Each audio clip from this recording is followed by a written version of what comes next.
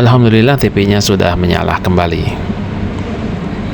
Oke, kali ini saya sharing-sharing ya untuk perbaikan televisi merek Samsung, tapi TV-nya ini masih digital ya, belum Android atau Smart TV. Jadi keluhannya yaitu ketika si yang punya itu lagi nyalain TV atau lagi tonton TV itu tiba-tiba ngeblank, mati total lampu indikator, kemudian mati setelah beberapa menit dinyalakan kembali.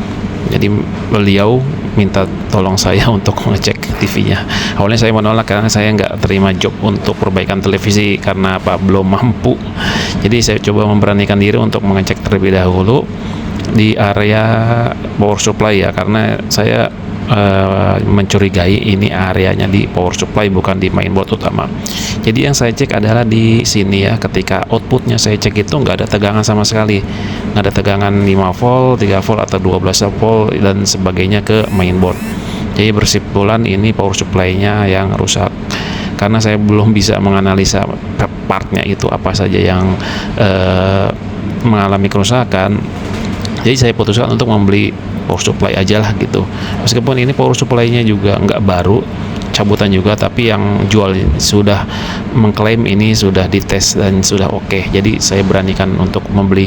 Harganya juga murah ya, nggak mahal ya, sekitar 150.000 gitu. Jadi kita nanti punya dua power supply, yang satu bisa kita coba untuk analisa kerusakannya ada sebelah mana ya. Meskipun ini power supply-nya bekas di repair juga, tapi kita coba dulu untuk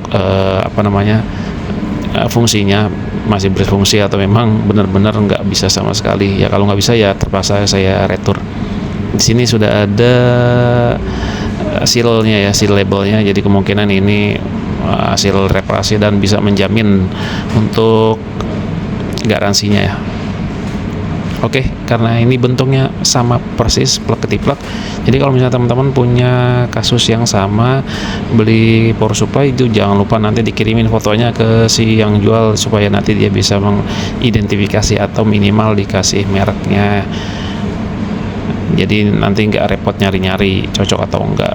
Jadi ini memang plug ketiplak cocok banget, nggak ada bedanya sama sekali. Mungkin hasil perbaikan aja sih, refurbish. Jadilah kita coba untuk pasang saja power supply-nya ke unit. Skrup-skrupnya sudah kita pasang kembali, soket-soketnya juga tinggal PNP, nggak ada yang berubah, tinggal kita masukin aja. Tapi di sini teman-teman kalau misalnya mengidentifikasi TV itu memang harus dicek betul ya, jangan sampai nanti salah analisa, yang dibeli apa, yang rusak apa, itu nanti jadi nggak benar. Oke, kita langsung coba untuk nyalakan aja.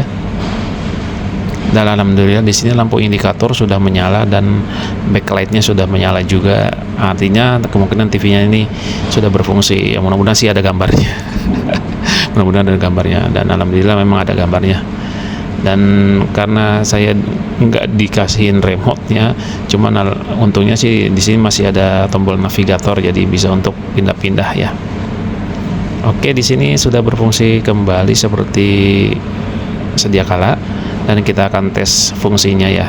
Karena untuk demonstrasi itu saya belum ada STB, jadi saya coba untuk pakai flash disk aja yang ada file videonya atau file musiknya. Oke, di sini sudah terlihat. Ini harusnya televisi, tapi yang nampak ini cuman semut aja. Oke, kalau misalnya dirasa ini sudah oke dan nggak ada kendala, kita pastikan semua soketnya itu terpasang dengan betul ya. Jadi nggak kendor. Nanti ketika dikembalikan ini memang sudah siap untuk digunakan kembali sama si ownernya. Nah, untuk kabel sensornya kita kembalikan lagi karena sebelumnya saya lepas untuk pengecekan. Jadi covernya itu boleh dibilang mudah dan gampang dibuka ya, nggak perlu dicongkel. Jadi ketika skrupnya itu lepas semua, itu covernya bisa langsung diangkat. Mungkin brand yang lain saya kurang tahu. Oke, langsung kita pasang aja cover semua dan skrupnya, dan kita trial, kita cobain pakai file flash disk yang isinya video apa aja lah, yang untuk pengecekan doang kok.